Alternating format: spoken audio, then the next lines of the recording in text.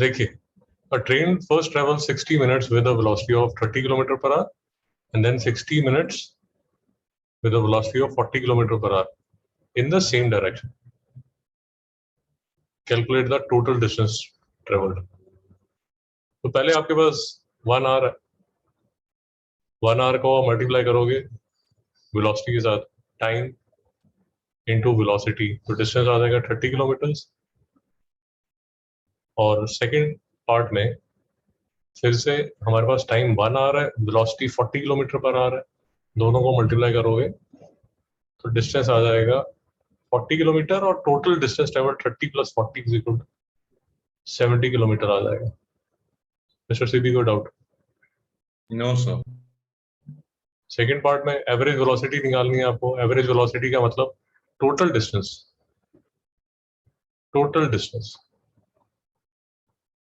Upon total time, total distance upon total time.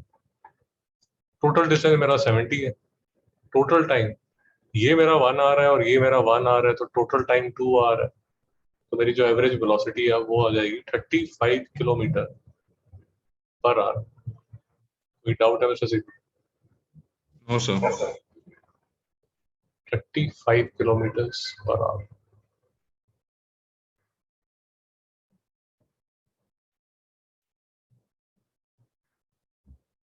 अब second part देखिए। A ball is dropped from a height of 19.6 meters. G की value आपको दी हुई है 9.8 metre पर second square.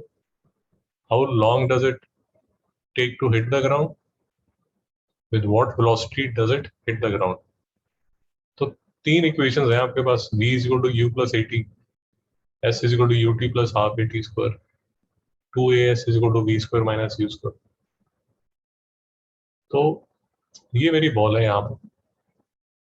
ये बॉल जब मैं ड्रॉप करता हूँ तो इसका मतलब मेरी जो इनिशियल वेलोसिटी है वो 0 मीटर पर सेकेंड है। 0 मीटर पर सेकेंड से मैंने जब इसको ड्रॉप किया, कितना ड्रॉप किया? 19.6 मीटर्स।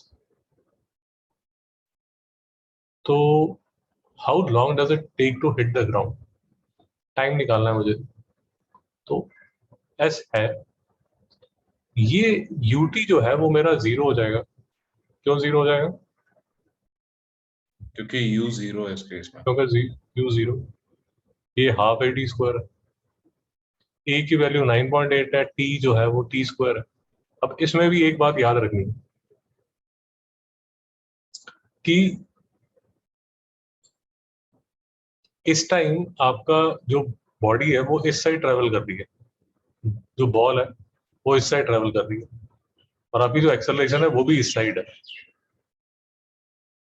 तो एक्सेलरेशन जो है वो पॉजिटिव होगी। बट अपोजिट केस में लेट अस अज्यूम कि आपने बॉल ऊपर फेंकी हुई। अगर आप बॉल ऊपर फेंक रहे हो तो आपकी जो एक्सेलरेशन है वो पॉजिटिव होगी, नेगेटिव होगी? ऊपर की तरफ तो नेगेटिव होगी। Okay, see there is a simple way of understanding this कि आपकी ये जो बॉल है, जब आप ऊपर बॉल फेंकते हो तो ऊपर फेंकने वाले न्यूमेरिकल्स में एक्सेलरेशन नेगेटिव लेनी ही पड़ेगी, because there will come a point, the highest point, where the final velocity would be 0। कोई डाउट है mister CB? No sir.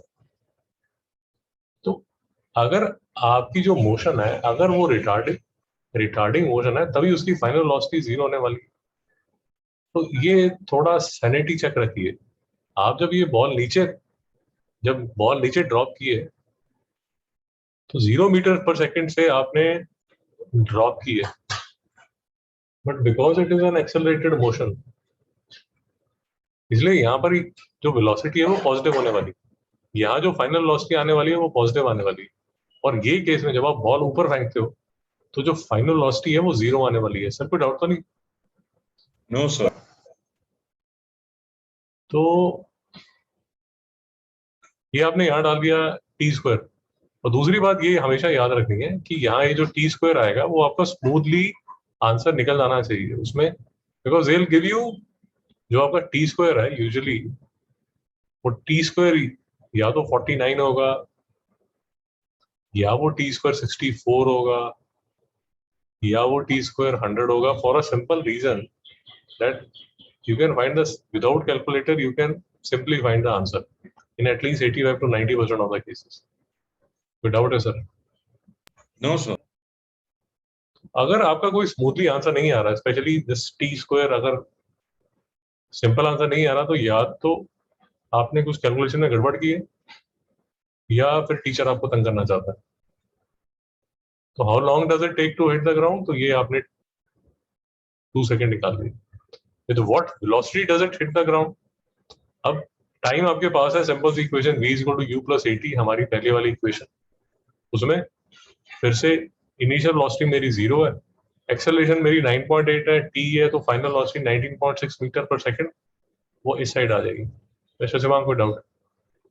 No, sir. Okay. अब एक चीज और बताइए, अगर मुझे ये वेलोसिटी निकालनी है without using these equations of motion, is there any other way? A is equal to v minus u. A is equal to v minus u upon t. नहीं, मुझे इक्वेशंस ऑफ मोशन यूज ही नहीं करनी. जो आपकी 3 equations of motion है वो use नहीं करनी. Is there any other way?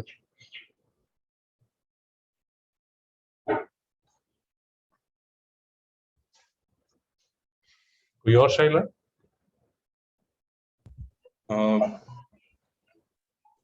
Half mv square is equal to mg. शाबाश. mgh is equal to half mv square. जी जी. तो यहाँ पर एनर्जी कंसिडरेशन, यहाँ पर आपके पास mgh है. जब तक आप यहाँ पहुंचोगे वो सारी mgh हाफ mv स्क्वायर में कन्वर्ट हो चुकी होगी. सारी इक्वेशंस में m और m कैंसिल हो जाता है, तो v स्क्वायर जो है, हाँ हाँ, Yes, 2g. sir.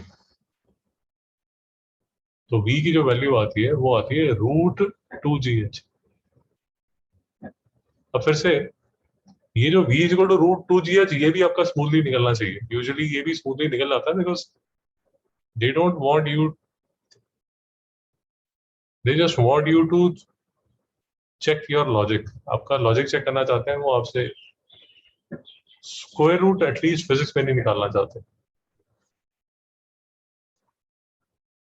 2 into 9.8 और h की वैल्यू आप 19.6 डालेंगे तो v की वैल्यू निकल जाएगी. कोई डाउट है सर? No, sir. यहाँ पर आपने, अब देखो, ये भी अगर आप थोड़ा अकल लगाओगे तो ये 2 into 9.8 19.6 होगा. तो बेसिकली ये 19.6 का स्क्वायर है, तो फाइनल आंसर आपका 19.6 आना चाहिए, जो कि यहाँ पर निकला. कोई डाउट? No, sir.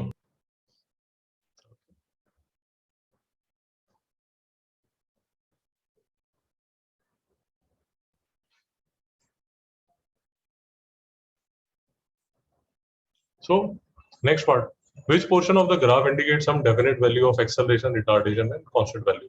ये पोर्शन में क्या हो रहा है? So इसमें constant acceleration. शाबाश. इसमें क्या हो रहा है? Zero acceleration. शाबाश. इसमें Retardation. अब ये भी वैसे पहले एक लेक्चर में हम डिटेल में बात कर चुके हैं कि अगर आपकी स्लोप जो है, 1 सेकेंड, तो ये ऐसा हमें ग्राफ है. तो पहले तो जब भी ग्राफ वाले क्वेश्चंस करने हैं, सबसे पहले you should be very clear कि आपके एक्सेस क्या है. जैसे एक हमने क्वेश्चन किया था जिसमें डायरेक्टली उन्होंने जो ग्राफ दिया था वो एक्सेलरेशन इज टू टाइम का दिया, बट ये केस में जो ग्राफ है वो वेलोसिटी टाइम का है. वेलोसिटी टाइम ग्राफ के सॉरी वेलोसिटी टाइम ग्राफ में जो स्लोप है, वेलोसिटी टाइम ग्राफ में जो स्लोप है, लाइन की जो स्लोप है, वो आपको एक्सेलरेशन देगी. तो ये जो स्लोप है दिस इज पॉजिटिव, तो जो एक्सेलरेशन है वो पॉजिटिव है. ये जो लाइन है इसकी स्लोप 0 है, इसलिए यहाँ पर एक्सेलरेशन 0 है। ये जो स्लोप है ये नेगेटिव है, इसलिए ये रिटार्डेशन। कोई डाउट है? No sir. अब यहाँ पर एक और कंफ्यूजन जो रहती है, which again can be a separate question, that is see, कई बार बच्चों को ये कंफ्यूजन आ जाती है, बच्चों को कंफ्यूजन आ जाती है कि अगर एक्सेलरेशन 0 है तो कई स्टूडेंट्स ये सोचना शुरू कर देते हैं कि जो वेलोसिटी है वो भी 0। But as is very obvious from this figure, ये केस में जो वेलोसिटी है वो 0 नहीं है। भाई समझ नहीं आया? समझ आया। ये केस में जो वेलोसिटी है दैट इज नॉट 0। तो ये भी एक कंफ्यूजन रहती है। See, in this case acceleration is 0 but the velocity is constant, so acceleration is equal to 0 doesn't imply that the body has come to a rest. तो अगर आपकी velocity जो है it is constant तो acceleration 0 होगी, अगर आपकी velocity 0 है तो भी acceleration 0 होगी। सर समझ नहीं आ रहा? समझ आ रहा। तो ये कभी कंफ्यूजन नहीं आनी चाहिए कि अगर आपका एक्सेलरेशन 0 हो गया तो वेलोसिटी 0 हो गया, ये गलत है। इस केस में यहां पर जो वेलोसिटी है वो कांस्टेंट है। Yes, I can have a, of course I can have a graph like this where ये velocity है, ये टाइम है, और मैं टाइम बढ़ता जा रहा है। let us say कि आपकी जो बॉडी है वो पड़ी हुई है, वहां गैराज में कार पड़ी हुई है, उसकी वेलोसिटी 0 है, टाइम बीता जा रहा है। So this is your car in the garage, car in the garage. अब इस केस में टाइम बढ़ता जा रहा है बट वेलोसिटी 0 है, एंड कोर्स जो एक्सेलरेशन है वो भी 0 होगी। सर कोई डाउट है? No sir. तो ये जितना तामझाम है वो सारा क्लियर होना चाहिए।